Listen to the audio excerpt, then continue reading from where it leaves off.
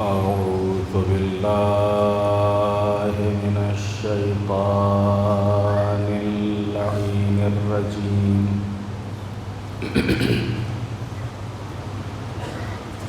بسم الله الرحمن الرحيم الحمد لله رب العالمين الصلاة والسلام على رسوله الكريم سيدنا ونبينا وشفيع المذنبين أبي القاسم محمد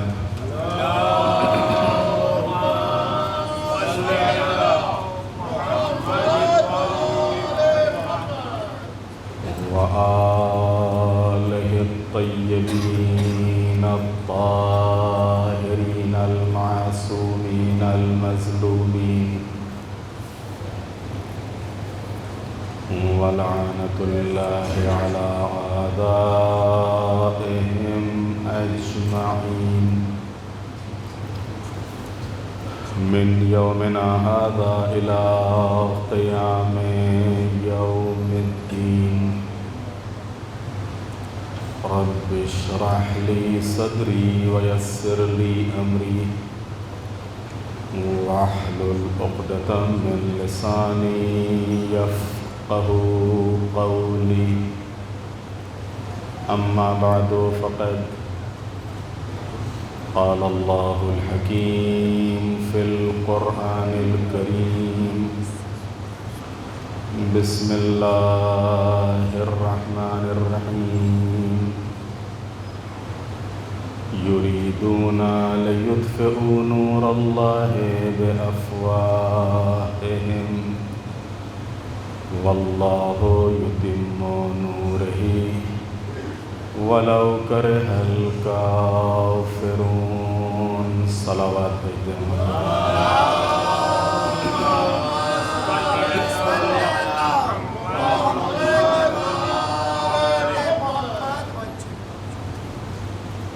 رمضان المبارک 1446 ہجری کی 27ویں شب اور 27ویں مجلس اہل بیت علیہم السلام عرش نشین ہستیاں فرش زمین پر، اور اس موضوع کے تحت اس سے قبل آپ کی خدمت میں آثار محبت اہل بیت کے عنوان سے کچھ چیزیں، کچھ حدیثیں، کچھ روایتیں بیان کی تھی، اور آج بغض اہل بیت کے اثرات، جیسا کہ خود حدیث میں ہے کہ دین، حب اور بغض، اس کے علاوہ کچھ نہیں ہے۔ پورا دین یا حب ہے یا بغض ہے، یا تولا ہے یا تورا ہے، اس کے علاوہ کچھ نہیں۔ ساری چیزیں اسی کے تحت آتی ہیں۔ جتنی بھی چیزیں ہیں، جتنے بھی اعمال ہیں، جتنی بھی باتیں ہیں، وہ سب اسی کے اندر میں آتی ہیں۔ خود اللہ، یا انسان اللہ سے محبت کرے گا یا دشمنی کرے گا، رسول اللہ، یا انسان محبت کرے گا یا دشمنی کرے گا، اہل بیت، یا انسان محبت کرے گا یا دشمنی کرے گا۔ اور جیسا کہ آپ کی خدمت میں انہی محبت اہل بیت کے اثرات کے ذیل میں عرض کیا تھا کہ جس طریقے سے محبت کے اثرات ہیں، اسی طریقے سے خود دشمنی کے بھی کچھ اثرات ہیں، کہ جب یہ دشمنی اہل بیت علیہ السلام سے انسان کے اندر پیدا ہوتی ہے تو یہ کیا اثرات انسان کی زندگی پر ڈالتی ہے، اور دنیا میں یا آخرت میں اس کے کیا اثرات ظاہر ہوتے ہیں۔ اس سلسلے میں بہت سی روایتیں ہیں، بہت سی حدیثیں ہیں، انہی میں سے کچھ آپ کی خدمت میں آج بیان کرنی ہے۔ پیغمبر ختم مرتبت حبیب خدا احمد مجتبیٰ حضرت محمد مصطفیٰ صلی اللہ علیہ وآلہ وسلم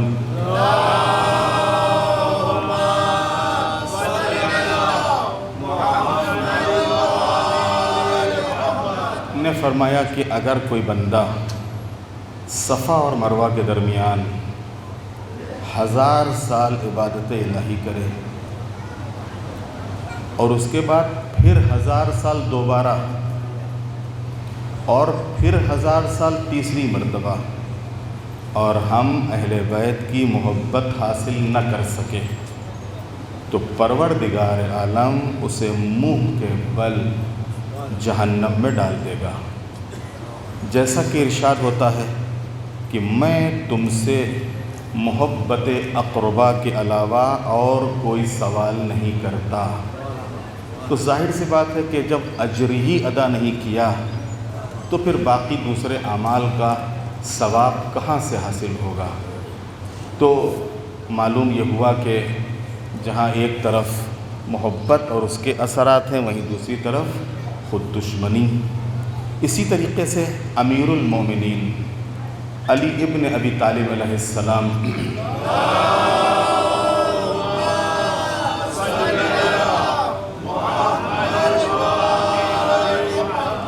فرماتے ہیں کہ بدترین اندھا وہ ہے جو ہم اہل بیت سے آنکھیں بند کر لیں۔ اس سے پہلے بھی آپ کی خدمت میں شب قدر میں بھی ارشاد ہوا تھا کہ حقیقت میں وہ اندھا نہیں ہے کہ جو آنکھوں کا اندھا ہو، یہ تو بہرحال ایک نقص ہے، ایک بیماری ہے کہ جو کسی کے ساتھ بھی ہو سکتا ہے۔ بینائی ہے، بینائی جا بھی سکتی ہے، اس نے بینائی دی ہے، بینائی سلامت ہے، اللہ کا لاکھ لاکھ شکر اور اللہ کا لاکھ لاکھ احسان ہے۔ لیکن حقیقت میں جیسا کہ قرآن کہہ رہا ہے کہ اندھی آنکھیں نہیں ہوتی ہیں، اندھی آنکھیں نہیں ہوتی ہیں، اندھے وہ دل ہوتے ہیں جو سینوں میں ہیں۔ آنکھیں اندھی ہوں تو اندھا ہونے کے بعد بھی انسان حق کو تلاش کر لیتا ہے، لیکن اگر دل کا اندھا ہو تو انسان آنکھیں رکھتے ہوئے بھی حق کو نہیں پہچان پاتا ہے، آنکھیں ہونے کے بعد بھی حق تک نہیں پہنچ پاتا ہے۔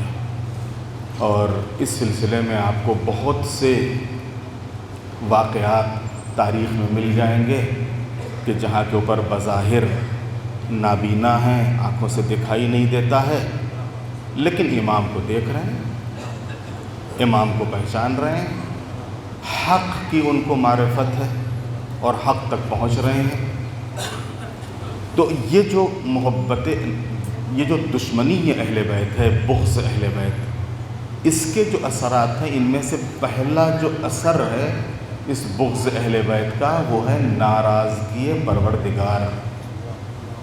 جب انسان ان ہستیوں سے دشمنی کرتا ہے تو یہ دشمنی اللہ تعالیٰ کی ناراضگی کا سبب بنتی ہے، یا دوسرے لفظوں میں یوں کہوں کہ جب اللہ کسی سے ناراض ہوتا ہے تو پھر اس کے یہاں اہل بیت سے دشمنی پیدا ہو جاتی ہے۔ یہ اللہ سے ناراض، اللہ کی ناراضگی، پیغمبر فرماتے ہیں کہ شب معراج میں آسمان پر گیا تو میں نے دیکھا کہ در جنت پر لکھا ہوا ہے لا الہ الا اللہ محمد رسول اللہ علی حبیب اللہ الحسن والحسین صفوۃ اللہ فاطمۃ خیرۃ اللہ اور ان کے دشمنوں پر لعنت اللہ۔ یہ دروازے جنت کے اوپر لکھا ہوا ہے، اور اسی ذیل میں وہ حدیث بھی ہے کہ ان اللہ یغضب بغضب فاطمہ، کہ جس سے فاطمہ ناراض ہوتی ہیں اس سے اللہ ناراض ہوتا ہے، اور جس نے فاطمہ سے دشمنی کی اس نے گویا کہ اللہ سے دشمنی کی۔ تو معلوم یہ ہوا کہ اس دشمنی یہ اہل آل محمد کا پہلا اثر کیا ہے؟ پروردگار عالم کی ناراضگی۔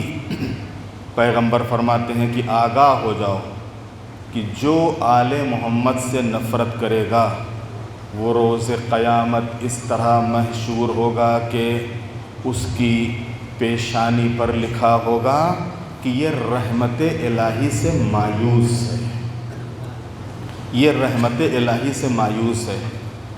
یہاں پر رحمت الہی سے مایوسی کی بات کیسے آئی؟ عزیزان محترم، اگر آپ کی نظر میں آیہ اکمال ہے تو آیہ اکمال کون سی آیت؟ جو اعلان غدیر سے پہلے نازل ہوئی تھی، جو اعلان غدیر سے پہلے نازل ہوئی تھی، اس آیت کو کہا جاتا ہے آیہ اکمال، جس میں اللہ نے کہا الیوم اکملت لکم دینکم۔ اسی آیت میں جو شروع گفتگو ہوتی ہے وہ کہاں سے ہوتی ہے؟ الیوم یئس الذین کفروا، آج کافر مایوس ہو گیا، آج کافر مایوس ہو گیا۔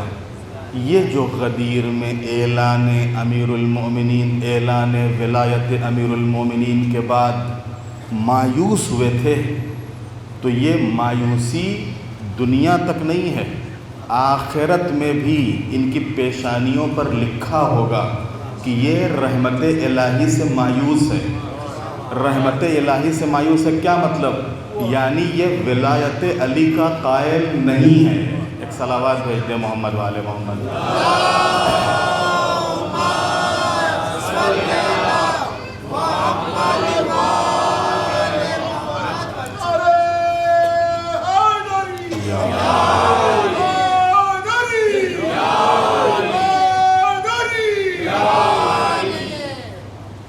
دوسرے، منافقین سے ملحق ہو جانا۔ دشمن اہل بیت کا شمار منافقین میں ہوتا ہے۔ یہ منافق کون ہے؟ منافق ہر دور میں رہے ہیں۔ اگر آپ پوری تاریخ انسانیت کا مطالعہ کریں تو ہر دور میں آپ کو منافق ملیں گے، ہر دور میں۔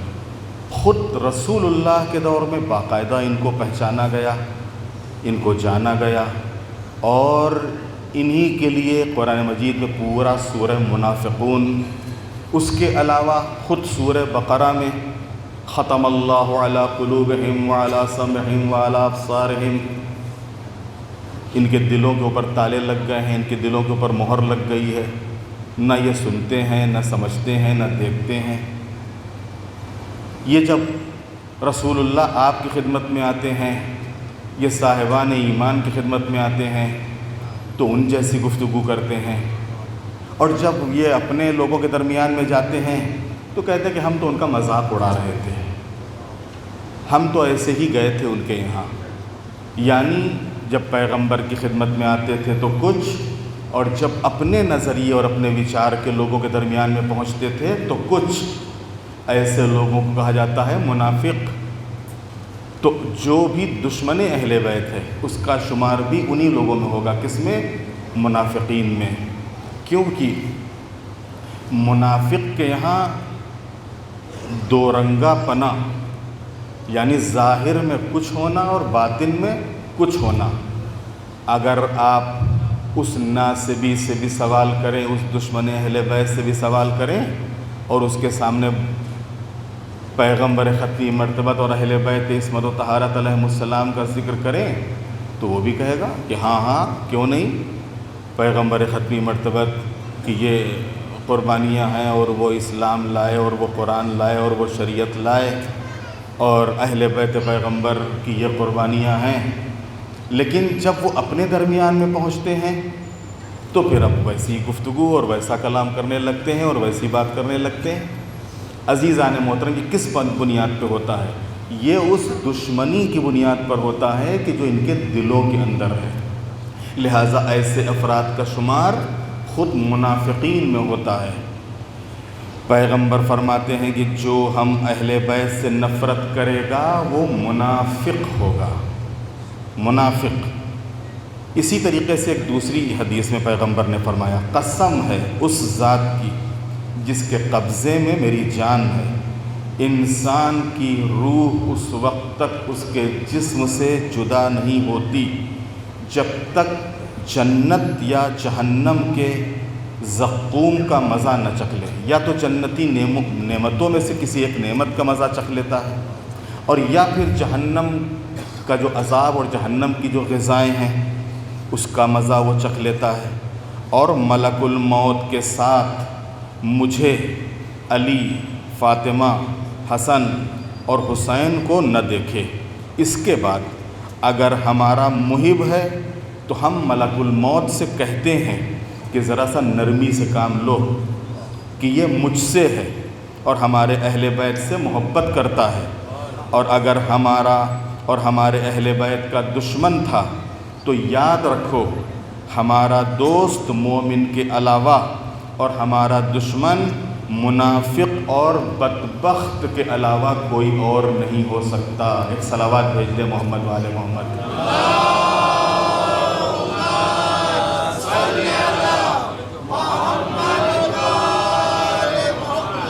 اور اس نفاق نے حقیقت میں بہت نقصان پہنچایا ہے۔ خود رسول اللہ کے حضور میں بھی، یعنی جب رسول اللہ موجود تھے تب بھی، اور رسول اللہ کے بعد خود ائمہ علیہ السلام کے زمانے میں بھی اس نفاق نے اور اس منافقت نے بہت نقصان پہنچایا، اور اس وقت سے لے کے آج تک یہ منافقت ہی ہے کہ جس کی بنیاد کے اوپر ہم دیکھتے ہیں کہ کبھی کبھی خود ایک چہرے کے اوپر اسلام کی نقاب ڈال کے اور پھر وہ ایسی حرکتیں کرتا ہے، ایسے اعمال کرتا ہے، ایسی باتیں کرتا ہے کہ جو دشمن کے لیے خود زمین ہموار کر دیتا ہے حملہ کرنے کے لیے، یا یوں کہوں کہ خود اپنی زمین دشمن کے حوالے کر دیتا ہے کہ ہاں ہاں بالکل آپ تشریف لائیے، بسم اللہ۔ یہ کیا ہے؟ اس کو اسلام کہتے ہیں؟ یہ اسلام نہیں ہے، یہ نفاق ہے۔ اس نفاق نے کل بھی نقصان پہنچایا تھا، اور یہی نفاق ہے کہ جو آج بھی نقصان پہنچا رہا ہے۔ ورنہ اگر ظاہر سی بات ہے کہ دل میں اگر اسلام ہے، دل میں اگر قرآن ہے، دل میں اللہ، رسول اور ان کے اہل بیت کی محبت ہے تو ممکن ہی نہیں ہے، کیونکہ خود پیغمبر فرماتے ہیں کہ مسلمان تو وہ ہے کہ جس کی زبان اور ہاتھ سے دوسرا مسلمان محفوظ رہے، نہ کہ یہ کہ مسلمانوں کے اوپر حملہ کرنے کے لیے اور ان کو اذیت پہنچانے کے لیے اور ان کو تکلیف دینے کے لیے وہ اپنی زمین ان کے حوالے کرے، اپنے سارے وسائل ان کے حوالے کرے۔ تو معلوم ہوا کہ یہ اسلام سے ان کا تعلق نہیں ہے، بلکہ یہ سب کے سب منافق ہیں۔ تیسرا جو اثر اہل بیت علیہ السلام کی دشمنی کا ہوتا ہے وہ یہ کہ کفار سے الحاق، نہ صرف یہ کہ منافق ہو جاتا ہے بلکہ اہل بیت کی دشمنی انسان کو کافر بنا دیتی ہے، اور کفر کی حد میں انسان داخل ہو جاتا ہے۔ حضور فرماتے ہیں کہ ہوشیار رہو کہ بغض آل محمد پر مر جائے گا وہ کافر مرے گا، جو بغض آل محمد پر مرے گا وہ بوئے جنت نہ سونگھ سکے گا۔ کافر حقیقت میں دیکھیے، اگر آپ شریعت میں کافر کس کو کہا جاتا ہے؟ خود شریعت کے لحاظ سے جو اللہ کو ایک مانتا ہو، جو رسول اللہ کو آخری رسول مانتا ہو اور قیامت کے اوپر عقیدہ رکھتا ہو، آخرت کے اوپر یقین رکھتا ہو، وہ مسلمان ہے۔ یہ اس کا ظاہری ترجمہ ہے، لیکن کافر کے لغوی معنی کیا ہے؟ کافر کے لغوی، لغت ڈکشنری کے لحاظ سے کافر کے معنی ہوتے انکار کرنے والا، انکار کرنے والا۔ اب عزیزان محترم، ہو سکتا ہے کہ وہ اللہ زبان سے تو کہہ رہا ہو کہ اللہ ہمارا رب ہے، لیکن شاید وہ اللہ کو نہ مانتا ہو سکتا ہے کہ وہ رسول اللہ کو کہہ رہا ہو کہ اللہ کے آخری رسول ہیں شاید، لیکن شاید وہ اللہ کو آخری رسول یا وہ جو مقام اور مرتبہ اور فضیلت رسول اللہ کی ہے شاید اس مقام اور مرتبے اور فضیلت کا قائل نہ ہو۔ اسی طریقے سے شاید وہ کہہ رہا ہو کہ ہمارا آخرت کے اوپر یقین ہے، لیکن وہ آخرت کو تسلیم نہ کرتا ہو۔ اس سے ہٹ کے کافر یعنی انکار کرنے والا، اگرچہ اگر کوئی ولایت و امامت اہل ائمہ اطہار علیہ السلام کو قبول نہیں کرتا تو شریعت کا پردہ اس کو مسلمان بنائے رکھے گا، لیکن اگر آپ لغوی لحاظ سے دیکھیے تو کیا ہوگا؟ انکار کرنے والا۔ یعنی اب نتیجہ کیا نکلا کہ جو بھی اہل بیت عصمت و طہارت علیہ السلام کی ولایت کا انکار کرے تو وہ کیا ہوگا اور اس کا شمار کہاں ہوگا؟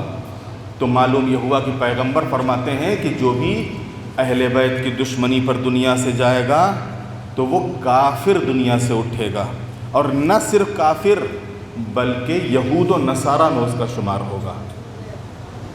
جابر ابن عبداللہ انصاری پیغمبر اکرم سے نقل کرتے ہیں کہ آپ نے فرمایا کہ لوگوں، جو ہم اہل بیت سے بغض رکھے گا اللہ اسے روز قیامت یہودی محشور کرے گا۔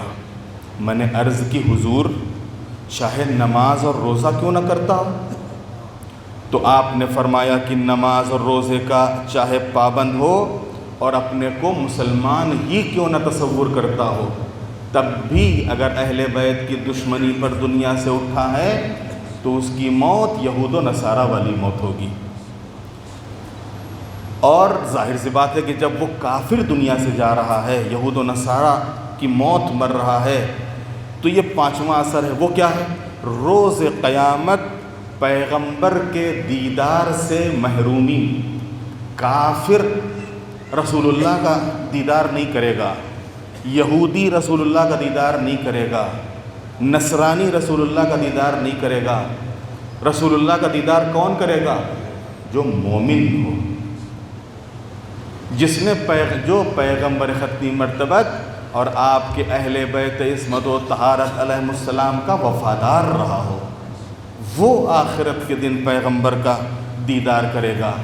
اور اسی سلسلے میں وہ روایتیں بھی ہیں، اور وہ خود جسے تمام مسلمانوں نے قبول کیا ہے کہ حضور کوثر کے قریب کھڑے ہوں گے، اور جب کوثر کے پاس کھڑے ہوں گے تو لوگ آ رہے ہوں گے اور حضور کوثر کے قریب کھڑے ہوں گے اور علی سب کو سیراب کر رہے ہوں گے۔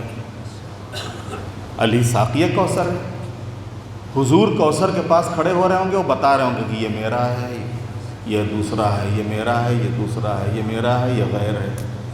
اور اسی درمیان کچھ لوگ کوثر کی طرف بڑھیں گے، تو جیسے ہی یہ کوثر کی طرف ان کو آتا ہوا دیکھیں گے، حضور اپنا رخ ان کی طرف سے پھیر لیں گے، موڑ لیں گے اپنا رخ ان کی طرف سے۔ تو ایک مرتبہ یہ کہیں گے کہ حضور نے اپنا چہرہ کیوں ہماری طرف سے پھیر لیا؟ تو یہ آواز دیں گے، یا رسول اللہ ہم آپ کے امتی، یا رسول اللہ آپ کے امتی۔ تو حضور آواز دیں گے کہ مجھے معلوم ہے کہ تم نے میرے بعد میرے اہل بیت کے ساتھ کیا سلوک کیا ہے، مجھے معلوم ہے کہ تم نے میرے بعد اسلام کے ساتھ کیا کیا ہے، مجھے معلوم ہے کہ تم نے میرے بعد میری شریعت کے ساتھ کیا تماشا کیا ہے۔ لہذا رسول اللہ اپنا رخ پھیر لیں گے۔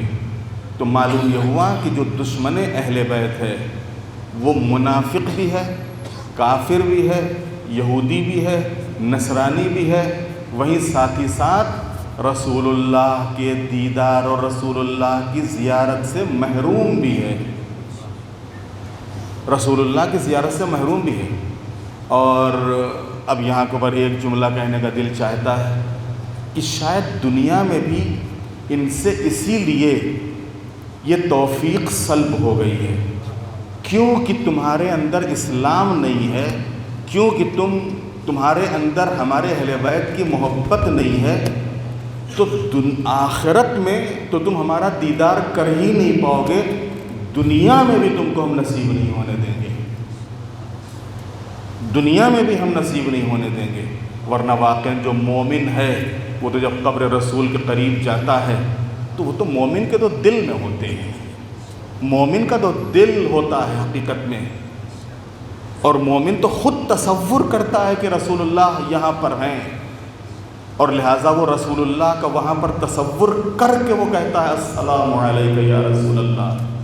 لیکن جہاں پر یہ تصور ہو کہ نہیں وہ تو مر گئے ہیں، وہ تو ختم ہو گئے ہیں، لہذا تم کس کو سلام کر رہے ہو اور کس کی طرف رخ کیے ہوئے ہو، تو معلوم یہ ہوا کہ جہاں ایک بے توفیقی دیکھیے کہ آخرت میں تو محروم ہوں گے ہی، دنیا میں بھی اللہ کے رسول پر سلام کرنے سے محروم ہو گئے ہیں۔ صلوات بھیجتے ہیں محمد والے محمد۔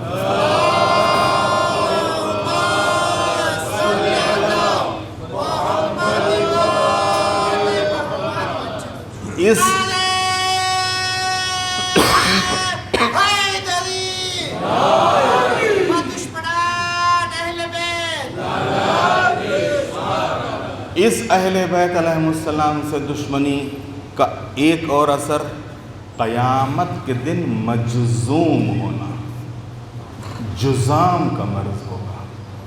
اللہ سب کو محفوظ رکھے، دشمن کو بھی کہتے ہیں کہ اگر ہمارا کوئی ذاتی دشمن ہے تو اللہ اس کو بھی یہ مرض نہ دے، جزام، کوڑھ کا مرض۔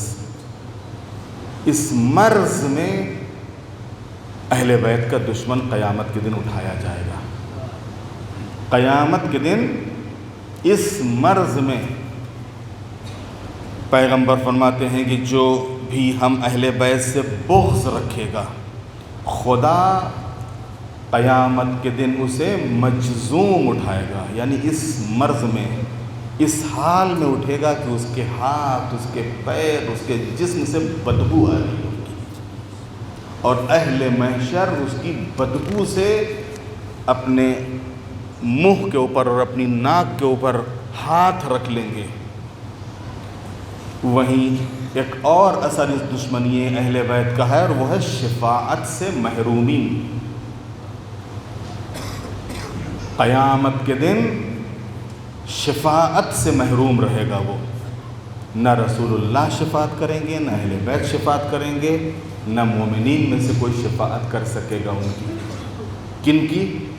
جس نے بھی اہل بیت علیہ السلام کو دنیا میں دشمن رکھا ہے۔ شفاعت، ظاہر سی بات ہے کہ انسان دنیا میں آیا ہے اور دنیا میں اللہ کی ان بے پناہ نعمتوں کے مقابلے میں اللہ نے جو احکام ہمارے اوپر واجب کیے ہیں وہ کتنے صحیح ہوتے ہیں اور کتنے صحیح نہیں ہوتے ہیں۔ کوشش انسان کی یہی ہوتی ہے کہ انسان کم سے کم واجب ادا کر لے، لیکن نہیں معلوم کس وقت کون سا شیطانی وسوسہ وہ جو واجب ہم ادا کر رہے ہیں اس کے بھی ثواب کو ختم کر دے۔ تو جب قیامت کے دن ہمارے پاس کچھ ہوگا ہی نہیں تو ہم بخشے کیسے جائیں گے، ہم معاف کیسے کیے جائیں گے، جنت میں کیسے جائیں گے؟ اسی کے لیے اللہ نے شفاعت کو رکھا ہے کہ اگر انسان واجبات کو ادا کرنے والا تھا اور کسی حد تک اپنے کو حرام سے بچانے والا تھا، اب اگر کہیں سے کوئی کمی رہ گئی، کہیں سے کوئی کمی رہ گئی، نماز پڑھی لیکن کہیں سے کوئی رکن وغیرہ میں غلطی ہو گئی، کہیں قرأت وغیرہ میں غلطی ہو گئی، نماز پڑھتا تھا، روزے رکھتا تھا، لیکن روزے کے جو مکمل شرائط ہیں ان کا پاس و لحاظ نہیں رکھ سکا۔ اسی طریقے سے حج کیا، لیکن اب حج کے سلسلے میں جو مکمل ارکان ہیں ہو سکتا ہے کہ کہیں سے کوئی کمی رہ گئی ہو اور مکمل طریقے سے وہ رکن ہم سے ادا نہ ہو سکا ہو۔ اہل بیت اور پیغمبر ختمی مرتبت کیا کریں گے؟ پیغمبر ختمی مرتبت اور اہل بیت قیامت کے دن اللہ کی بارگاہ میں سفارش کریں گے کہ معبود یہ میرا اور میرے اہل بیت کا چاہنے والا تھا، لہٰذا یہ جو نمازیں تو پڑھتا تھا لیکن اس کی نماز میں دیکھو یہ عیب رہ گیا، یہ کمی رہ گئی، معبود میں تیری بارگاہ میں اس کی سفارش کرتا ہوں کہ یہ جو کمی رہ گئی ہے اس کو تو دور کر دے۔ اس کی بھرپائی کر دے. اس لیے روزے رکھے تھے لیکن روزوں میں اس سے یہ غلطی ہوئی اور مکمل شرائط کے ساتھ روزے نہیں رکھ سکا، لیکن روزے تو رکھتا تھا. لہذا معبود آج اسے معاف کر دے. تو نے حج واجب کیا تھا، یہ حج پہ گیا، ارکان اپنے لحاظ سے اس نے بیچارے نے پورے طریقے سے ادا کیے، لیکن کسی رکن میں جانے انجانے کو غلطی ہو گئی، متوجہ نہیں ہو پایا. معبود اس کے حج کو تو قبول کر لے اور اس کو معاف کر دے. تو شفاعت دین سے پھرے ہوئے لوگوں کی نہیں ہے، دین سے منحرف لوگوں کی نہیں ہے، دین سے ہٹے ہوئے لوگوں کی نہیں ہے. شفاعت ان کی ہوگی جو دین پر ہوں. ہاں دین پر رہتے ہوئے اب اگر کہیں سے کچھ کمیاں رہ گئی ہیں اور وہ مکمل طور کے اوپر جو اعمال بجا لانا چاہیے تھے مکمل طریقے سے وہ اعمال بجا نہیں لا سکا، تو اب قیامت کے دن کیا ہوگا؟ اللہ اپنے حبیب اور ان کے اہل بیت عصمت و طہارت اور اللہ کچھ خاص بندوں کو اجازت دے گا. کچھ خاص بندوں کو اللہ اجازت دے گا. اجازت کس چیز کی؟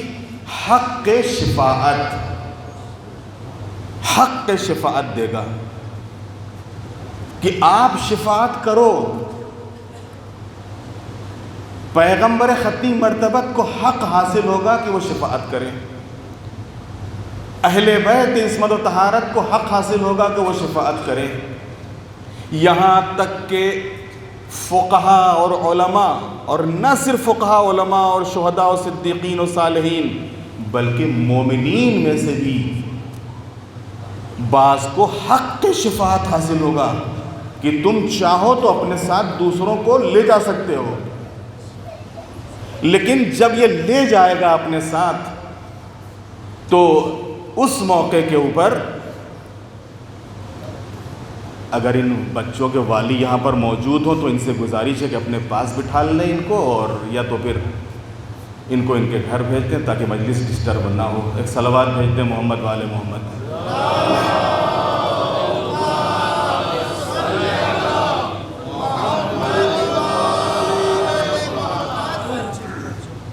تو اللہ تعالیٰ حق کے شفاعت دے گا ان کو کہ وہ ان بندگان خدا کی شفاعت کریں. اور وہ پیغمبر ختمی مرتبت کے لیے تو ہوگا کہ یا رسول اللہ آپ راضی ہو گئے، آپ خوش ہو گئے. جناب فاطمہ کے لیے روایتوں میں کہ جناب فاطمہ کو اللہ اتنا حق شفاعت دے گا، اتنا حق شفاعت دے گا کہ آواز آئے گی فاطمہ تم راضی ہو گئیں، تم خوش ہو گئیں. اور اس کے بعد پھر باقی جو خاصان خدا ہیں ان کا مرتبہ ہے. پیغمبر جس کو چاہیں گے بخشوائیں گے، جناب زہرا جس کو چاہیں گے بخشوائیں گی، اہل بیت عصمت و طہارت جس کو چاہیں گے بخشوائیں گے، لیکن مومنین جس کو چاہیں گے نہیں بخشوا پائیں گے، جس کو چاہیں گے نہیں بخشوا پائیں گے. ہاں اس کے لیے ایک لمٹ ہے. مثلا بعض مومن ایسے ہوں گے جن کو 10 لوگوں کی اجازت ہوگی کہ آپ 10 لوگوں کو اپنے ساتھ آپ لے جا سکتے ہو. بعض ایسے ہوں گے ان کے اعمال، ان کا عقیدہ، ان کا ایمان کہ ان کو 100 لوگوں کی اجازت ہوگی کہ آپ 100 لوگوں کی سفارش کر سکتے ہو. بعض ایسے ہوں گے جن کو 1000 لوگوں کی اجازت ہوگی کہ آپ 1000 لوگوں کی آپ بخشش اور سفارش کروا سکتے ہو اور اپنے ساتھ جنت میں ان کو لے جا سکتے ہو.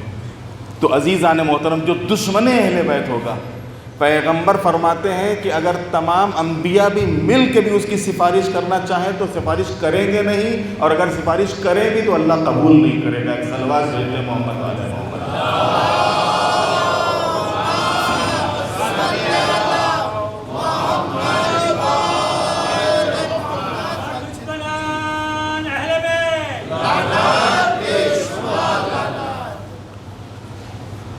آٹھویں چیز جو ہے وہ ہے داخل جہنم. یہ اہل بیت کی دشمنی کا اثر ہے کہ جو اہل بیت کا دشمن ہوگا اس کا ٹھکانہ جہنم ہوگا. پیغمبر فرماتے ہیں کہ قسم ہے اس ذات کی جس کے قبضے میں میری جان ہے، ہم اہل بیت سے جو شخص بھی دشمنی کرے گا اللہ اسے جہنم میں ڈالے گا، جہنم میں ڈالے گا۔ عزیزان محترم، اب اتنی گفتگو کے بعد میں تھوڑی سی تاریخی گفتگو آپ کی خدمت میں کرنا چاہتا ہوں، اور جیسا کہ ابتداء کلام میں نے آپ کی خدمت میں عرض کیا کہ ہر دور میں جناب آدم تھے، تو جناب آدم کے سامنے بھی جہاں ایک طرف یعنی محبت کرنے والے تھے، وہیں دوسری طرف دشمنی کرنے والے بھی۔ جناب نوح کے دور میں بھی ایک طرف خود جناب نوح کو دوست رکھنے والے تھے، تو دوسری طرف جناب نوح سے دشمنی کرنے والے بھی۔ اسی طریقے سے جناب ابراہیم کے دور میں بھی جہاں ایک طرف دوست تھے تو وہیں دوسری طرف دشمنی کرنے والے بھی۔ جناب موسیٰ اور جناب عیسیٰ جہاں ایک طرف دوست ہیں تو وہیں دوسری طرف دشمنی کرنے والے بھی ہیں۔ جب پیغمبر کا زمانہ آیا تو پیغمبر کے زمانے میں بھی ایک طرف دوست ہیں تو ایک طرف دشمنی کرنے والے بھی ہیں۔ یہ جو دوستی کا دم بھرنے والے افراد تھے، ان میں بھی دو طریقے کے لوگ تھے۔ ایک تو وہ خالص محبت رکھنے والے تھے، اور ایک وہ طبقہ تھا کہ جو کسی نہ کسی دنیا کی وجہ سے ان ہستیوں سے قریب ہو گیا تھا، کسی نہ کسی فائدے کے تحت، کسی نہ کسی لالچ میں، کسی نہ کسی غرض سے، کسی نہ کسی مقصد سے۔ لیکن غرض اور مقصد آخرت نہیں، دنیا کا کوئی نہ کوئی ایسا مقصد تھا، ایسا ہدف تھا، ایسی بات تھی، ایسا معاملہ تھا کہ جس کی وجہ سے ان کے ساتھ ہو گیا، لیکن وہ ان کا نہیں تھا، لیکن وہ ان کا نہیں تھا۔ پیغمبر جب دنیا میں تشریف یعنی پیغمبر جب مبعوث و رسالت ہوئے تو پیغمبر کے ساتھ بھی یہ ہوا۔ پیغمبر کے اوپر جو لوگ ایمان لائے ان میں دو طریقے کے لوگ تھے۔ ایک تو وہ کھلم کھلا دشمنی کرنے والے تھے، وہ کفار اور مشرکین مکہ، وہ یہود و نصارہ، وہ تو بالکل صاف ہے، وہ تو بالکل ظاہر ہے، اور وہ کھل کے سامنے آتے تھے، کھل کے دشمنی کرتے تھے، پیغمبر پر پتھر مارتے تھے، پیغمبر کے راستے میں کانٹے بچھاتے تھے، پیغمبر سے جنگیں کرنے کے لیے پیغمبر کے مقابلے پر آ گئے۔ لیکن یہ جو طبقہ تھا خود دوستی کا دم بھرنے والا، اس دوستی کے دم بھرنے والے میں بھی دو طریقے کے لوگ تھے۔ ایک تو وہ مخلصین کا گروہ تھا کہ جو محبت میں خالص تھے اور جو رسول اللہ کو دل و جان سے عزیز رکھتے تھے، اور ایک وہ طبقہ تھا کہ جو کسی نہ کسی غرض سے، کسی نہ کسی مقصد سے، کسی نہ کسی ذاتی فائدے کے تحت، کسی نہ کسی وقتی فائدے کو حاصل کرنے کے لیے پیغمبر کے ساتھ ہو گیا تھا۔ یہ وہ طبقہ تھا کہ حقیقت میں اسلام ان کے دلوں تک نہیں پہنچا تھا، ان کی حلق کے نیچے نہیں اترا تھا، اسلام صرف ان کی زبانوں کے اوپر تھا۔ اور یہی وجہ ہے کہ خود پیغمبر کی حیات میں بھی ایسی باتیں ہوئی ہیں، ایسی حرکتیں ہوئی ہیں، ایسے کام ہوئے ہیں کہ یہ جو طبقہ تھا ان کے چہرے خود پیغمبر کے زمانے ہی میں اور پیغمبر کے سامنے ہی عیاں اور آشکار اور واضح ہو گئے تھے۔ یہ کون لوگ ہیں؟ پیغمبر کی خود موجودگی ہی میں، اگر موجودگی میں آشکار نہ ہوئے ہوتے تو یہ سورہ منافقون کیوں نازل ہوتا؟ اب ہو سکتا ہے کہ بعض کسی جوان کے ذہن میں سوال آئے کہ جب رسول اللہ جانتے تھے کہ یہ اپنا نہیں ہے تو پھر ان سے مقابلہ کیوں نہیں کیا، ان سے جنگ کیوں نہیں کی، ان کو اپنے سے قریب کیوں کیا، ان کے ساتھ سفر کیوں کیا، ان کو اپنے ساتھ لشکر میں کیوں رکھا؟ جو عام مسلمان دلیل پیش کرتے ہیں کہ اگر ایسا تھا تو پھر یہ کیا ہے اور یہ کیا ہے اور یہ کیا ہے۔ عزیزان محترم، پیغمبر ختمی مرتبت، کیونکہ یہ ابتدائی دور ہے اسلام کا، اس اسلام کے ابتدائی دور میں رسول اللہ نہیں چاہتے تھے کہ خود مسلمانوں کے اندر سے کوئی بھی ایسا میسج، کوئی بھی ایسا پیغام دشمنوں کو جائے کہ خود ان کے اندر اختلاف ہے۔ ان کے اندر اختلاف ہے، اور پھر وہ جو غیر ہے، جو دشمن ہے، وہ اسی طبقے سے فائدہ اٹھا کے اور خود اسی طبقے کو جو واقعی مسلمان ہیں ان کے سامنے لا کے کھڑا کر دے، جس کے نتیجے میں یہ جو اسلام لانے والے اور واقعی مخلص افراد ہیں یہ کمزور پڑ جائیں، اور وہ جو منافقین کا طبقہ ہے وہ غالب اور حاوی ہو جائے، وہ غالب اور حاوی ہو جائے۔ پیغمبر نہیں چاہتے تھے کہ ہماری حیات میں ایسا ہو، لہٰذا یہی وجہ ہے کہ چہروں کو پہچانتے ہوئے بھی، ناموں کو جانتے ہوئے بھی پیغمبر نہیں نام لیتے تھے، پیغمبر نہیں بتاتے تھے۔ ہاں اگر کوئی ایسا موقع آیا ہے تو بتایا بھی ہے۔ جب رسول اللہ تبوک سے واپس ہو رہے تھے، رسول اللہ یا خیبر سے واپسی کے اوپر یا تبوک سے واپسی کے اوپر، رسول اللہ جس ناقے کے اوپر سوار تھے اس ناقے کو بھڑکایا گیا۔ کس لیے بھڑکایا گیا تھا؟ تاکہ رسول اللہ ناقے سے گریں اور ختم ہو جائے، تاکہ یہ جو تیزی سے اسلام پھیل رہا ہے، تیزی سے ان کا دین عام ہو رہا ہے، یہ یہی کے اوپر بات تمام ہو جائے، اور ہمارا وہ جو قبیلئی سسٹم تھا، وہ جو قبیلئی نظام تھا، اور وہ جو ہمارا راج تھا، وہ جو ہماری دھاک تھی، وہ قائم رہے۔ لہذا اس کی غرض سے اسی لیے انہوں نے یہ ایسی حرکت کی۔ 10 لوگ تھے اس کام میں شامل۔ کتنے لوگ تھے؟ 10 لوگ۔ جب انہوں نے ایسا کیا، ناقہ بھڑکا بھی، لیکن پیغمبر ختمی مرتبت ناقے سے گرے نہیں، اور یہ فاش ہو گیا کہ ہوا کیا تھا۔ ناقہ بھڑکا نہیں تھا، ناقہ بھڑکایا گیا تھا۔ ناقہ بھڑکا نہیں تھا، ناقہ بھڑکایا گیا تھا۔ کس نے بھڑکایا تھا ناقے کو؟ جناب حذیفہ یمانی، رسول اللہ کے ایک بزرگ صحابی تھے۔ جناب حذیفہ یمانی کو رسول اللہ نے ان 10 کے 10 نام بتائے تھے، ان 10 کے 10 نام بتائے تھے کہ دیکھو یہ لوگ ناقہ بھڑکانے میں تھے۔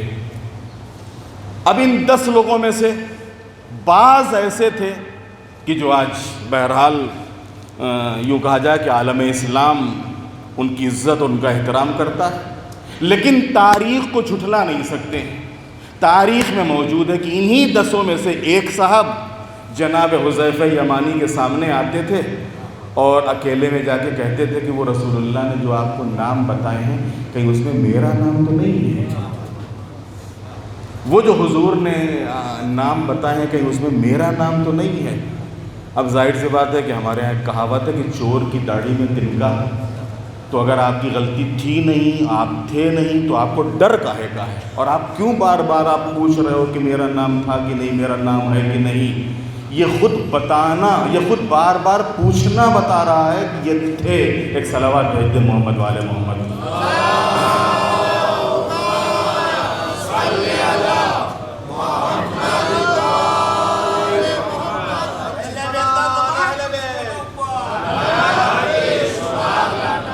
اور یہی چیز جو رسول اللہ کی حیات میں تھی، امیر المومنین وارث پیغمبر ہے، امیر المومنین وارث پیغمبر ہے۔ واقعاً اللہ اکبر، اس کے لیے کلیجہ چاہیے،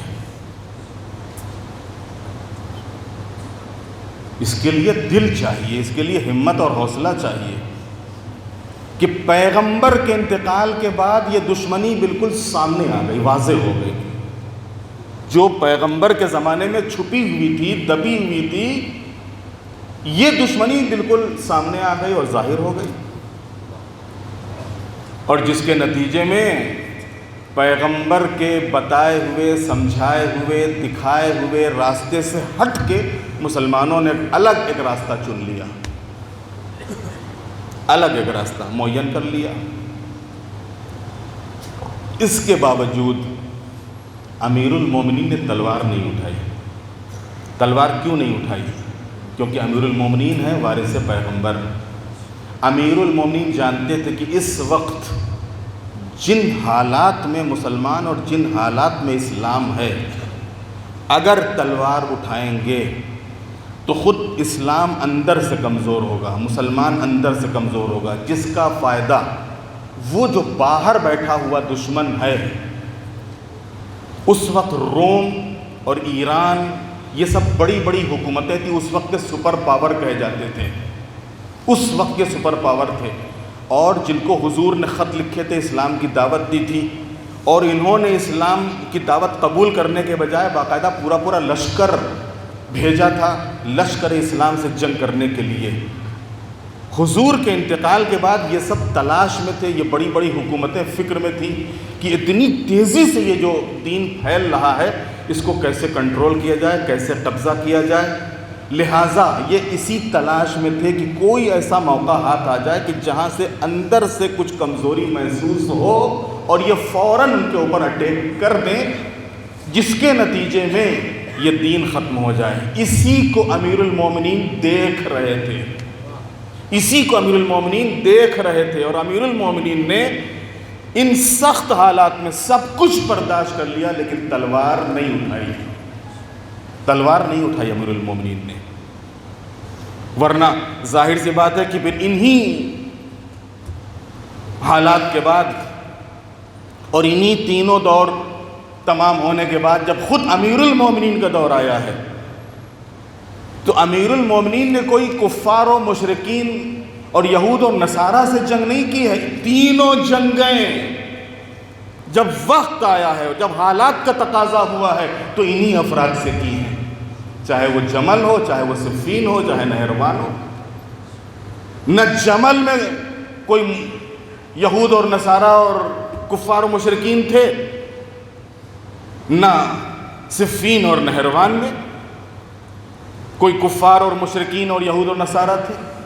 یہ جو ظاہری طور پر کلمہ پڑھنے والے افراد تھے یہی افراد سامنے تھے، لیکن کیونکہ خود اسلام کو نہیں سمجھا تھا، خود پیغمبر ختم مرتبت اور اہل بیت عصمت طہارت کی عظمت اور مقام کو نہیں سمجھا تھا، اور یا پھر وہ بغض، وہ حسد، وہ کینہ، وہ عداوت جو دلوں میں ان کے اندر بیٹھی ہوئی، ان کے دلوں میں بیٹھی ہوئی تھی، اس کی بنیاد کے اوپر یہ اہل بیت کے مقابلے میں آ گئے، جس کے بعد اب ضروری ہو جاتا تھا ان سے مقابلہ کرنا، اور امیر المومنین نے مقابلہ کیا امیر المومنین نے۔ اور یہی صورت پھر امام حسن کے سامنے جب آئی تو امام حسن نے اپنے زمانے کے لحاظ سے، اس دور کے لحاظ سے، امام حسن تو جنگ کے لیے نکلے تھے، لیکن جس طریقے کے حالات امام حسن کے سامنے تھے اس میں اس سے بہتر کوئی حل نہیں تھا کہ جو امام حسن نے کیا۔ اور پھر جب بات امام حسین کی آئی اور امام حسین کا زمانہ آیا تو امام حسین نے یہی وہ پورا سلسلہ تھا۔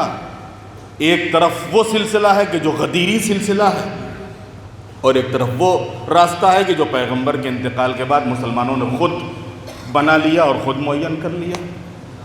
اور اس راستے کی سب سے بڑی کمی یہی ہے، اور کبھی کبھی یہ سوال عام مسلمانوں کے درمیان اٹھتا بھی ہے اور ہوتا بھی ہے، اور جب کوئی شیعہ جوان کسی مسلمان سے کا سامنا ہوتا ہے تو کہتے ہیں کہ آپ حق کے اوپر ہو کہ ہم حق کے اوپر ہیں، ہم حق کے اوپر ہیں، ہماری یہ دلیل ہے، ہماری یہ دلیل ہے، ہماری یہ دلیل ہے۔ اب شیعہ جوان اپنے حق ہونے کی جو ہے وہ دلیلیں پیش کرتا ہے، یہ جو شیعہ مذہب کے حق پر ہونے کی دلیلیں ہیں یہ تو بالکل ایک دم واضح ہیں، بالکل آشکار ہیں۔ شرط یہ ہے کہ انسان سمجھنے کے لیے تیار ہو۔ یہ بالکل ایسے ہی ہے کہ جیسے اللہ ایک ناستک، ایک دہریہ جو ماننے کے لیے تیار ہی نہیں، اس کو آپ نہیں منوا سکتے ہو، لیکن اگر ماننے کے لیے تیار ہو تو اللہ کو ماننے کے لیے ایک ذرہ کافی ہے، ایک ذرہ کافی ہے اللہ کو قبول کرنے کے لیے۔ بالکل یہی صورت یہاں کے اوپر ہے، ماننے کے لیے تیار نہیں ہے، آپ قرآن کی آیتیں پیش کرو، حدیثیں پیش کرو، روایتیں پیش کرو، شخصیتیں پیش کرو، نہیں مانے گا وہ۔ لیکن اگر دل میں کہیں سے بھی وہ رمق، وہ چمک، وہ نور، وہ ہدایت پائی جاتی ہے تو پھر ایک دلیل ہی کافی ہوتی ہے انسان کو راستہ دکھانے کے لیے، اور انہی میں سے ایک دلیل کہ حضور نے فرمایا کہ میرے بعد میرے 12 جانشین ہوں گے اور سب کے سب قریش سے ہوں گے، سب کے سب قریش سے ہوں گے۔ اور یہ روایت، یہ پیغمبر کا ارشاد، یہ پیغمبر کا قول حقیقت میں ہر زمانے میں ہر شیعہ جوان اپنے پاس اس کو رکھے، اور بلکہ میں کہتا ہوں کہ ریفرنس کے ساتھ رکھے۔ ہر شیعہ جوان کے پاس یہ حدیث ہونا چاہیے ریفرنس کے ساتھ۔ جو عام مسلمانوں کی مشہور کتابیں ہیں ان کتابوں کے ریفرنس کے ساتھ۔ میرے پاس انشاءاللہ اگر کوئی آتا ہے تو میں انشاءاللہ پورا ریفرنس اس کو فراہم کر دوں گا کہ کون کون سی کتابوں میں یہ حدیث پائی جاتی ہے، یہ روایت پائی جاتی ہے کہ حضور نے فرمایا کہ میرے بعد میرے 12 جانشین ہوں گے اور سب کے سب قریش سے ہوں گے، سب کے سب قریش سے ہوں گے۔ آپ جتنے بھی اسلام میں فرقے ہیں، چیلنج ہے، دعویٰ ہے، ممبر پر بیٹھ کر پورے اعتبار اور پورے یقین کے ساتھ گفتگو ہے، جتنے بھی مسلمانوں میں فرقے پائے جاتے ہیں ان تمام فرقوں کے اماموں کی تعداد اٹھا کر آپ دیکھ لیں، سوائے شیعہ اثنا عشری یعنی مذہب اہل بیت اور مذہب حقہ کے کوئی ایک فرقہ نہیں ہے کہ جس کے اماموں کی تعداد 12 ہو اور سب کے سب قریش سے ہوں۔ صلوات دیتے محمد والے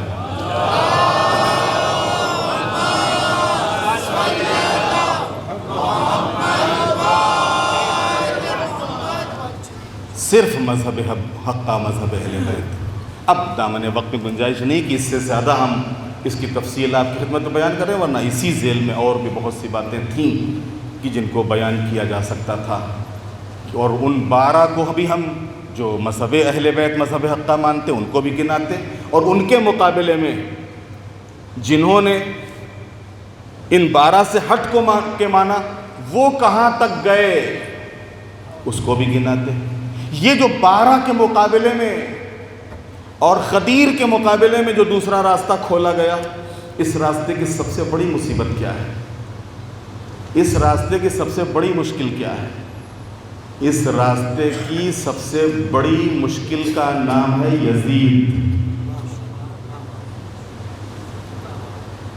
کہ اگر آپ اس سلسلے کو مان رہے ہو تو پھر اسی سلسلے میں یزید بھی آتا ہے، اور پھر آپ اپنا دامن چھاڑ نہیں سکتے ہو کہ نہیں ہم یزید کو نہیں مانتے۔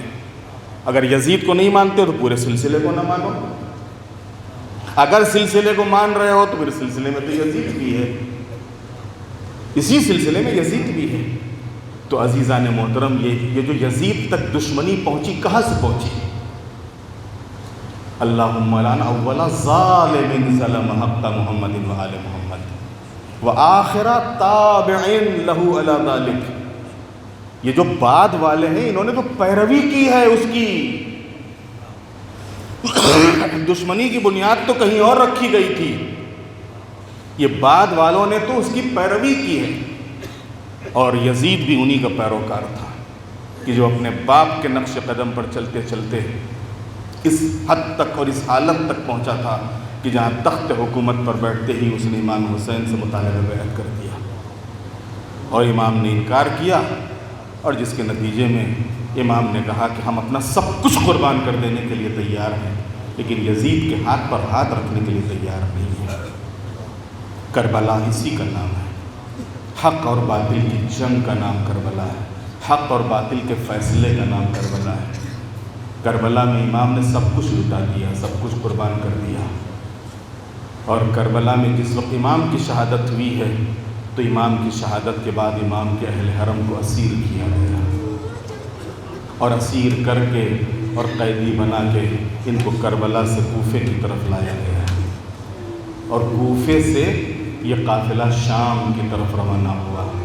عزادارو، جس وقت یہ قافلہ شام کی طرف روانہ ہوا ہے اور شام سے قافلہ قریب تھا کہ ایک مرتبہ شہر کو سجایا جانے لگا، آراستہ کیا جانے لگا، لوگ سوال کرتے تھے کیا ہوا؟ کوئی ایسی عید تو ہے نہیں، کوئی ایسا موقع تو ہے نہیں، یہ اتنا سجایا کیوں جا رہا ہے، یہ اتنا آراستہ کیوں کیا جا رہا ہے؟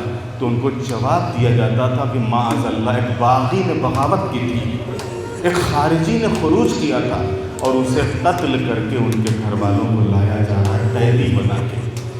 اور جس وقت شام میں قافلہ داخل ہوا ہے تو ان ملونوں نے کیا کیا ہے کہ قافلے کو ناکوں سے اتار لیا، اور ناکوں سے اتارنے کے بعد ایک رسی میں ان تمام بیویوں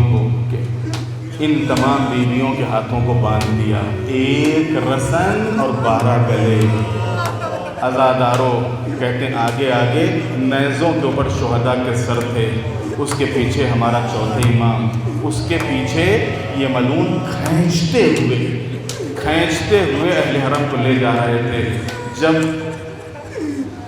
راستہ چلتے تھے اور قافلہ آگے بڑھتا تھا تو کیونکہ ایک رسن ہے اور 12 گلے ہیں، اسی میں زینب کا گلا ہے، اسی میں ام کلثوم کا گلا ہے، اسی میں ام لیلہ اور ام فروہ کا گلا ہے، اور اسی میں 4 سال کی سکینہ کا گلا ہے۔ کہتے ہیں جب گلا تنگ ہونے لگتا تھا تو ایک مرتبہ بیویاں یا تو جھک جاتی تھیں یا بیٹھ جاتی تھیں۔ کیسے یہ راستہ طے کیا مجھے نہیں معلوم عزاداروں۔ کہتے ہیں کہ جس وقت یہ قافلہ دربار یزید کے باہر پہنچا ہے تو قافلے کو پھر روک دیا گیا۔ جناب زینب نے سوال کیا کہ بیٹا سید سجاد، قافلے کو اب کیوں روکا گیا ہے؟ اب جو معلوم کیا تو پتہ چلا کہ دربار کی آئینہ بندی ہو رہی ہے، اور جب دربار کی آئینہ بندی ہو جائے گی دربار سج جائے گا، اور جو یزید نے مہمان بلائے ہیں وہ اپنی اپنی کرسیوں کے اوپر بیٹھ جائیں گے، تب دربار میں اس قافلے کو داخل کیا جائے گا۔ عزادارو علی کی وہ شیر دل بیٹی کہ جس نے کربلا میں سارے مسائل برداشت کر لیے، کربلا سے لے کے کوفہ، کوفہ سے لے کے شام تک کا سارا راستہ طے کر لیا، لیکن جب دربار یزید میں جانے کی بات آئی ایک مرتبہ زینب سے رہا نہ گیا، آواز دی ام لیلہ قریب آؤ، ام فروہ قریب آؤ، رقیہ سکینہ قریب آؤ، میں بد دعا کرتی ہوں تم آمین کہنا۔ عزادارو ابھی بد دعا کے جملے زبان پر لانا ہی چاہتی تھی کہ ایک مرتبہ سید سجاد کی نظر اپنے بابا کے کٹے ہوئے سر پہ پڑی۔ اب جو دیکھا تو دیکھا کہ آنکھوں میں آنسو ہیں۔ ایک مرتبہ سید سجاد نے ہتھکڑیوں بیڑیوں کو سنبھالا، اس نیزے کے قریب آئے کہ جس پر بابا کا سر تھا، آواز دی بابا کیا کوئی تازہ مصیبت وارد ہوئی ہے؟ یہ آنکھ میں آنسو کیوں ہیں؟ ایک مرتبہ کٹے ہوئے سر سے آواز آئی، اے میرے لال سید سجاد، میری بہن سے کہو کہ بد دعا کے جملے زبان پر نہ لائے، اے بیٹا اسی طریقے سے دربار میں چلی جائیں۔ ارے کربلا میں ہمارا امتحان تھا، شام میں تمہارا امتحان ہے، شرام میں میری بہنوں اور میری بچیوں کا امتحان۔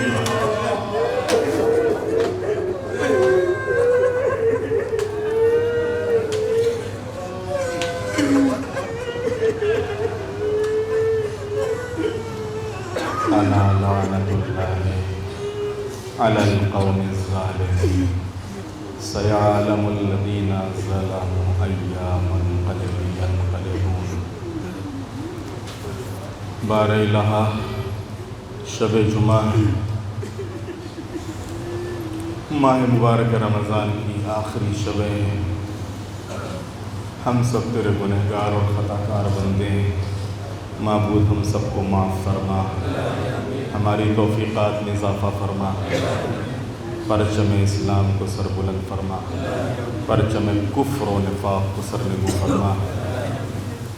مومنین جہاں جہاں بھی آباد ہیں ان کی جان، مال، عزت، آبرو کی حفاظت فرما، مقامات مقدسہ کی حفاظت فرما، علماء اور مراجع کی حفاظت فرما، مظلوموں کی مدد فرما، ظالموں کا خاتمہ فرما، جو مومنین مریض ہیں ان کو شفا عطا فرما، جو دنیا سے رخصت ہو چکے ہیں ان کی مغفرت فرما، مولا امام زمانہ علیہ السلام کے ظہور میں تعجیل فرما، ہم سب کو امام کے غلاموں اور ان کے ناصروں میں شمار فرما، وتقبل منا انک انت السمیع العلیم۔ آج آخری شب جمعہ ہے، لہذا انشاءاللہ قضا نماز کے بعد مخصوص دعائے کمیل کا پروگرام ہوگا جس میں آپ تمام حضرات سے شرکت کی درخواست ہے۔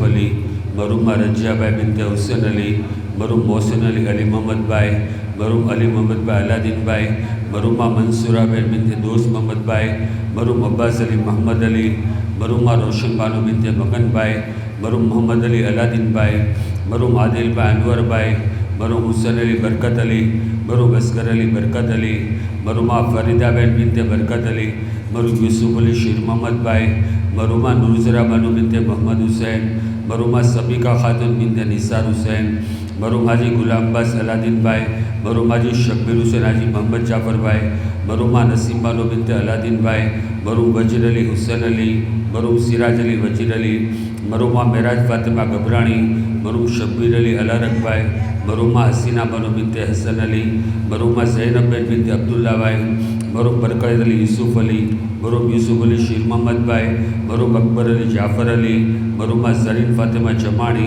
मरूम शब्बीर अली जमानी, मरूम आशिक अब्बास जमानी, मरूमा सना फातिमा जमानी, मरूम यूसुफ अली रजब अली, मरूमा गुलशन बेन बिनते खुशाल भाई, मरूम खुशाल भाई नारायण भाई, मरूमा फातिमा बेन बिनते नानजी भाई, मरूम रजब अली मोहम्मद भाई, मरूम दाऊद अली रजब अली, मरूमा रोशन बानो बिनते मोहम्मद हुसैन, मरूमा मुमताज़ बानो बिनते जाफ़र अली, मरूम शरीफ अली हसन अली, मरूम दाऊद अली बहादुर अली, मरूम प्यार अली मोहम्मद अली तथा तमाम मरूम मोमिनीन वल मोमिनात की रूना सवाब में सूरह फातिहा।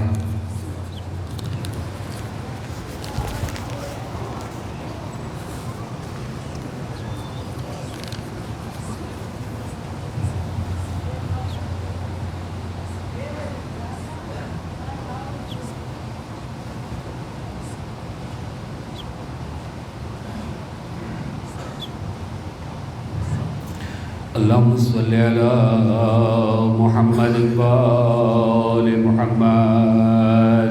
बिस्मिल्लाहिर्रहमानिर्रहीम। अल्लाहुम्मा रब्बा शहर रमज़ान अल्लज़ी अंज़लता फ़ीहिल क़ुरआन वक़्तरज़ता अला इबादिका फ़ीहिस सियाम सल्लि अला मुहम्मद व आलि मुहम्मद वर्ज़ुक़नी हज्ज बैतिकल हराम फ़ी आमी हाज़ा व फ़ी कुल्लि आम वग़फ़िर ली तिल्का ज़ुनूबल इज़ाम फ़इन्नहु ला यग़फ़िरुहा ग़ैरुका या रहमान या अल्लाह। अल्लाहुम्मा सल्लि अला मुहम्मद व आलि मुहम्मद। बिस्मिल्लाहिर्रहमानिर्रहीम। अल्लाहुम्मा बिरहमतिका फ़िस्सालिहीन फ़अदख़िलना व फ़ी इल्लीयीन फ़रफ़अना व बिकासिम मिन मईनिन मिन ऐनिन सलसबीलिन फ़स्क़िना व मिनल हूरिल ऐन बिरहमतिका फ़ज़व्विजना व मिनल विल्दानिल मुख़ल्लदीन कअन्नहुम लुअलुउम मक्नूनुन फ़अख़दिमना व मिन सिमारिल जन्नति वल हूमिन गैरि फ़अतिमना व मिन सियाबिस सुंदुस वल हरीरि वल इस्तबरक़ि फ़अल्बिसना व लैलतल क़द्रि व हज्ज बैतिकल हराम व क़त्लन फ़ी सबीलिका फ़वफ़्फ़िक़ लना व स्वालिहद दुआए वल मसअलति फ़स्तजिब लना व इज़ा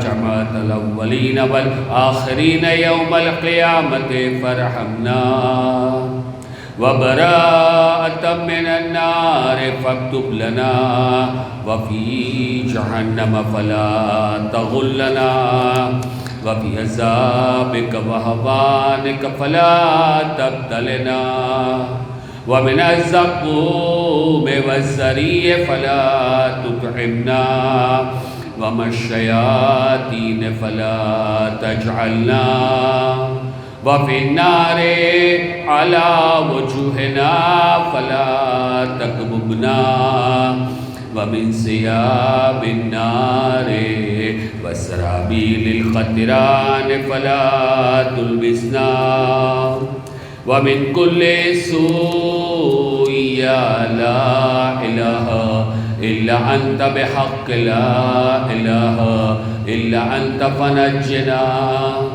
اللهم صل على محمد وآل محمد. ماہ مبارک رمضان میں پڑھوانی 27 راتની دعا. بسم اللہ الرحمن الرحیم. اللہم انی اسألک واقسم علیک بکل اسم هو لک سماک بہ احد من خلقک او استأثرت بہ فی علم الغیب عندک واسألک باسمک العظیم الذی حق علیک ان تجیب من دعاک بہ ان تصلی علی محمد وان تسعدنی فی هذه الليلة سعادة لا أشقى بعدها أبدا يا أرحم الراحمين. اللهم صل على محمد وآل محمد. بسم الله الرحمن الرحيم. الحمد لله من أول الدنيا إلى فنائها ومن الآخرة إلى بقائها. الحمد لله على كل نعمة واستغفر الله من كل ذنب وأتوب إليه يا أرحم الراحمين. اللهم صل على محمد وآل محمد. السلام علیکم یا ابا عبداللہ. السلام علیکم ابن رسول اللہ. السلام علیکم ابن امیر المؤمنین و ابن سید الوسیل. السلام علیکم ابن فاطمة الزہراء سیدۃ نساء العالمین. السلام علیکم ورحمۃ اللہ وبرکاتہ. السلام علیکم یا مولا ابن مولا. السلام علیکم یا غریب الغربا. السلام علیکم یا معین الضعفاء والفقراء. السلطان ابو الحسن یا علی ابن موسی رضا. روحی و جسمک الفداء ورحمۃ اللہ وبرکاتہ. السلام علیکم یا مولا یا صاحب العصر والزمان. الامان الامان الامان. السلام علیکم یا خلیفۃ الرحمن. السلام علیکم یا شریک القرآن. السلام علیکم یا امام الانس والجان. عجل اللہ تعالی فرجک وسهل اللہ تعالی مخرجک وظہورک. السلام علیکم ورحمۃ اللہ وبرکاتہ. بر دشمنان اہل بیت